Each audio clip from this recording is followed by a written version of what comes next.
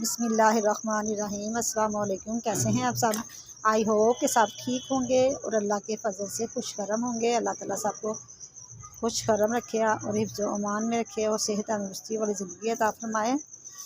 आज मैं बना रही हूँ मटन कौरमा और बहुत ही सिंपल मसालों से। तो आइए चलते हैं। ये मैंने मटन लिया है, तकरीबन 1.25 किलो मटन है। और देखें मटन कितना फ्रेश है। तो मटन जब भी लें तो देखें, अगर रेड रेड हो तो वो अच्छा नहीं होता। ये देखें इसका कलर कितना अच्छा है, लाइट कलर है, ठीक है।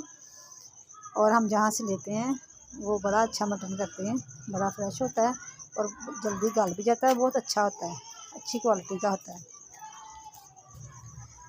देखें, तो ये मैंने प्रेशर कुकर में डाल लिया, उसमें पानी मैंने डाला है, तकरीबन 1 प्याली पानी डाला है, ठीक है। ये प्याज है, 2 मीडियम साइज़ के प्याज हैं, ठीक है। और ये लहसुन का पेस्ट है 1 चम्मच भर के। ये हल्दी आधा चम्मच और रेड मिर्च आधा चम्मच और पिसी हुई मिर्च आधा चम्मच और ये नमक है, ये भी 1/2 चम्मच है। और इसके बाद मैं ये डालती हूँ टमाटर। 2 मैंने टमाटर लिए हैं रेड कलर के। और अब प्रेशर कुकर को करती हूँ बंद। ये मैंने इसको बंद कर दिया, ये मैंने इसको बंद किया है। और अब मैं इसको खोलूँगी तकरीबन 12-13 मिनट के बाद। ये 12-13 मिनट हो चुके हैं। अब मैंने खोल के इसको चेक करती हूँ और ये देखें ये गल चुका है। मैंने इसकी जो बोटी थी वो मैंने चेक कर ली थी। आप देखें इसमें पानी नज़र आ रहा है, पानी को मैं स्ट्रेन करती हूँ। ये पानी मैंने स्ट्रेन कर लिया, मैंने रज़ा से बाउल में डाल दिया और जो स्ट्रेनर है उससे मैंने गोश्त इसमें डाल लिया। अब मैं आंच तेज़ करके इसको भूनूंगी। और ये 3 सब्ज़ मिर्चें जो मैंने कुटी हुई थी तो ये भी डाल दी। अब तेज़ आंच करके तो मैं इसको भूनती हूँ और इसमें 1 चम्मच भर के घी का डालती हूँ। और इसका ये पानी, थोड़ा सा पानी जो इसमें है ना वो उसको सुखाऊंगी। और जो एक प्याली इसमें से यखनी मैंने निकाली है वो बाद में भून के फिर डालूंगी, ठीक है। और पानी डालने तो इस टेस्ट में इतना अच्छा नहीं होता जितना ये इसमें से जो निकलता है पानी, गोश्त में से जो बचता है ना, यखनी बचती है, वहीं डाले तो टेस्ट बहुत अच्छा आता है। देखिए इसको मैं अब अच्छे से भूनती हूँ। गोश्त बहुत अच्छे से गला हुआ है और बहुत जल्दी गल गया है। और ये देखें अब इसका पानी कुछ तकरीबन हो गया है। तो मैं इसमें डालती हूँ 2 चम्मच दही है, 2 खाने के चम्मच दही है, ज़्यादा नहीं मैंने डालना। दही डाल के फिर मैं इसको भूनती हूँ अच्छे से, ताकि इसका जो पानी नज़र आ रहा है वो खुश्क हो जाए। ये देखें पानी खुश्क हो गया है।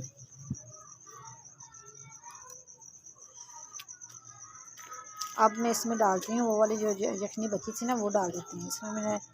मैंने तकरीबन 5-6 मिनट इसको मैंने पकाया, भुना। अब मैं इसमें वो जो यखनी बची थी वो डाल दी है। अब मैं इसमें इसको हिला के तो इसमें थोड़ी देर के लिए 5 मिनट के लिए ढक्कन रखती हूँ, लेकिन आँच में तेज़ रखनी है, पानी ये जल्दी इसमें से खुश्क हो, ठीक है। और जितना सा मुझे ग्रेवी, हल्की हल्की ग्रेवी चाहिए, ठीक है। ज़्यादा मुझे ना पतला चाहिए और ना ही मुझे बिल्कुल भुना हुआ खुश्क भी नहीं चाहिए, क्योंकि रोटी के साथ फिर लगे तो सही ग्रेवी, फिर ही मज़ा आता है। और हमारे घर वाले ऐसा ही पसंद करते हैं। देखिए इसका पानी तकरीबन खुश्क हो चुका है। अब ये मैं डाल रही हूँ गरम मसाला 1 चम्मच और ये कुटा हुआ ये काली मिर्च आधा चम्मच